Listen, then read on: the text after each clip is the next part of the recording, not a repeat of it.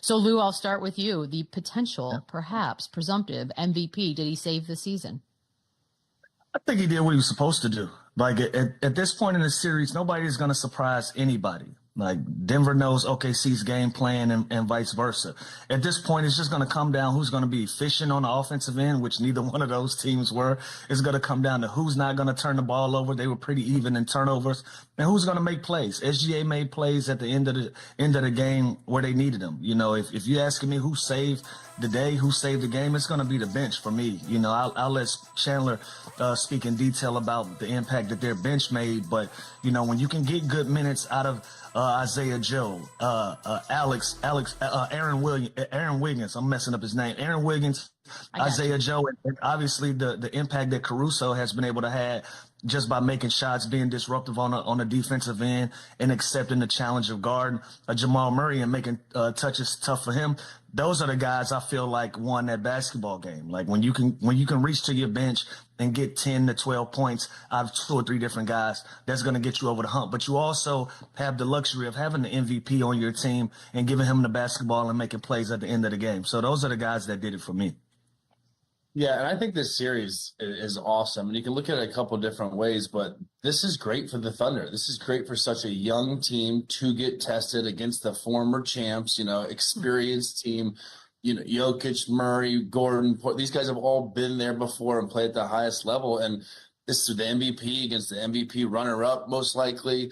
It's been a different X factor every single game. And we haven't seen the team's best outside of the Thunder that game, too, where they bounced back with a huge, you know, whooping on them. But this is huge to me. If I'm the Thunder, I feel great about this because I haven't played my best basketball. I haven't been the most consistent. I'm getting a lot from my bench, which is probably the deepest in the NBA with so many young assets that I'm sure we're going to get into here. But and just the way SGA carries himself, he hasn't been that dominant, but he's picked and choose. He's got their, you know, clutch baskets last game, and the way he just smiling after a loss, walking off the court, saying it's easy to talk and smile when you're up. He's doing it when they're down 2-1. He's doing it when at the press conference when they lost game 1 of the series and everyone was kind of surprised. He stays the same. His calmness has got to be so refreshing for this young locker room, and it never alters. It never changes. And you can just see that this team rallies around a guy like that, and his mental is wise beyond his years. The kid is so impressive. Obviously, he's great at basketball, but just the way he carries himself, I couldn't ask for like a better leader if I'm Sam Presti, if I'm Dagna on my team, just because this guy, you can't get in his head. You can't alter his mood. It's funny you mentioned the smiling thing because at first he was getting crushed for that. Like people were not, which by the way goes to show that the internet's a silly, silly place. But because they were like, "How dare you?" Right? Like, how dare you smile after a loss? I was like, I mean, look, I think he feels pretty confident. And they've never played in a highly competitive game before. Like people this is a series. Nothing is going to be won or lost in a game except the deciding game. Other than that, you make your adjustments. You know what you did wrong and you know what you did right. And you live to go play another day. And so that just bothers fans when they don't understand stuff. I see Mitchell Robinson getting a hard time about airball and free throws. He got a big one. Yep. Yeah.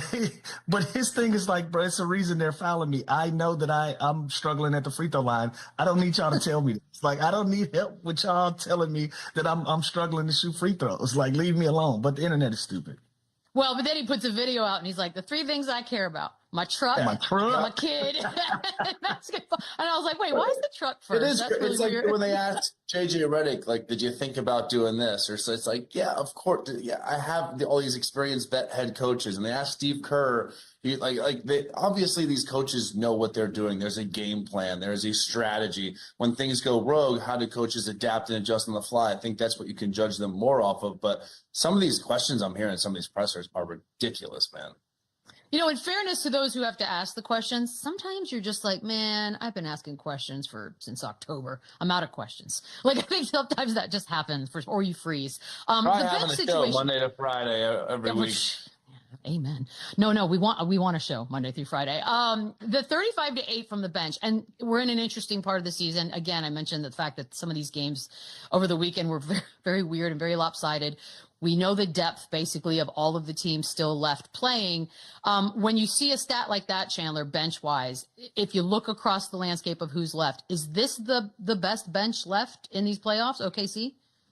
Yeah, which means it's the best bench in the NBA, the deepest, the most versatile, the most assets. This team is so good defensively. You guys got guys like Caruso, and to me, there's Isaiah Joe's great. Wiggins has been great. You know what you're going to get from Caruso, but there's no holes in this team. And Cason Wallace is probably my favorite of all of them. He's a dude that could go somewhere else, have huge impact, be a bona fide starter. He absolutely clamped. There's guys like Topic and Osman Jang that are lottery picks, probably never even heard of. They don't even play. They don't even touch the floor. And we're talking about like the 11th and the 12th pick in the draft the last couple of years who get no burn. And they're so good. Kendrick Williams, another guy, he's kind of a vet guy that played spot minutes throughout the season, who he's like a plug and play guy. And it truly every team always says, next man up mentality. This team can do that more than anybody. This team has the deepest roster. This team is, for such a young team, they all seem to know their roles. They all seem to fit in. They all seem to follow the pecking order. I'm not there, but there's no egos. There's no drama coming out of OKC ever, which is so hard when it's such a young team that, let's face it, they're all trying to get paid. They all probably want to do more. They all probably want more shots. Isaiah Joe probably thinks he can go and start somewhere. Cason Wallace probably thinks I can go and get 20, 25 a year somewhere else, but it doesn't, and they probably do think that, but it doesn't let them alter their effort and their mindset going into each game. They're always ready to play. That to me is the most impressive part.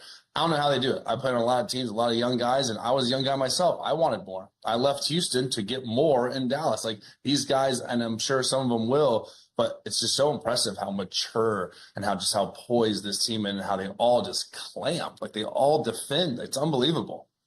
Shine a light on Alex Caruso, though. Out of all of those guys, Caruso, the one guy that's playing starter minutes, he's accepted the challenge. Like, I'm going to put Jamal Murray in a position he's going to have to earn every single thing that he's going to get on his basketball floor. Like, he's one of those guys, his impact doesn't show up on the box score. Like, yeah, he had 10 points, then he was efficient, but he's going out there, he's keeping possessions alive, not even just on the offensive end, on getting offensive rebounds. He's smacking the ball in, he's keeping the basketball alive, he's pressuring 94 feet. He's doing all the little intangible things that you would expect a guy like him to do, and he's going out there and just making life difficult for anybody he's guarding, especially Jamal Murray.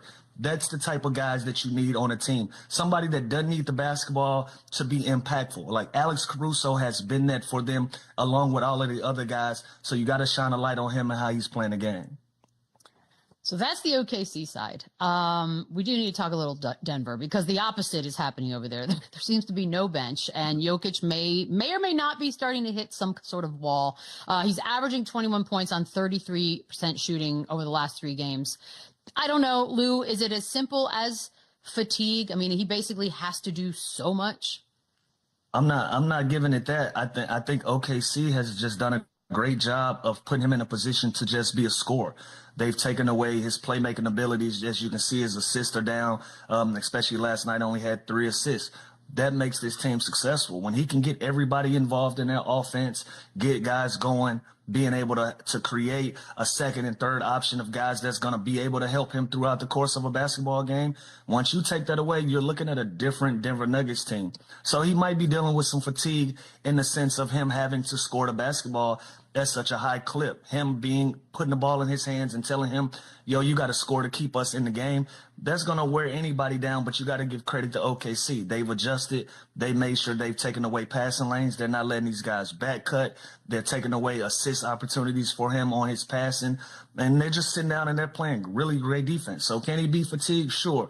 But OKC has put him in that position where he has to adjust his game, and he got to find different ways to be successful for them to be impactful. Like if Jamal Murray has to put the ball on the floor and create, they're going to have a hard time to score. If Aaron Gordon has to put the ball on the floor, Michael Porter Jr., all of these guys who rely so heavily on him being a playmaker, now they got to put the ball on the floor, and they know they can't do that. Jamal Murray can. Jamal Murray can put the ball on the floor and create his own shot. But if those guys can't, what they're going to do? They're going to give it back to Jokic, and he's going to have to score the basketball. He's going to have to be the guy that creates. That's why you're seeing him fatigued. That's why you're seeing the numbers down. They put him in a position that he's not necessarily as comfortable as he is with being a playmaker. Yeah, and if we're going to talk about that, let's talk about that mastermind, Sam Presti, that went and got Isaiah Hartenstein this summer. You don't think he thought we're going to have to go through that guy again. And I don't want Chet Holmgren, as good as he is defensively, to have to bang with Jokic in a playoff series that could possibly go 7. I'm going to go and get Hartenstein for $80 million. It might sound crazy off rip, and that has been an unbelievable signing. That's exactly what they needed. A guy like him. We mentioned earlier Alex Caruso, what he's brought into the table. He's another Lou Dort type, defending, slashing, can't shoot as well as him, but he knows his role. And Hartenstein has made it difficult. He's physical with them early. We talked about how good Oklahoma, they had a historically good defense this year. They switch, they pressure, they can fall to a zone, they can use length. And I think they are giving Jokic some trouble, but again, it's the other guys, and and they won game 3, the overtime game they won. That was Jokic's probably the worst game I've ever seen him play without him being elite. And I think it was so bad from the field, and they still found a way to win. So if I'm Denver, I still think I have enough to win. Look, the series is tied 2-2. Porter's playing through injury. I'm still waiting on another one of these statement games from Murray for him to go off and kind of explode. Russ needs to continue doing what Russ does.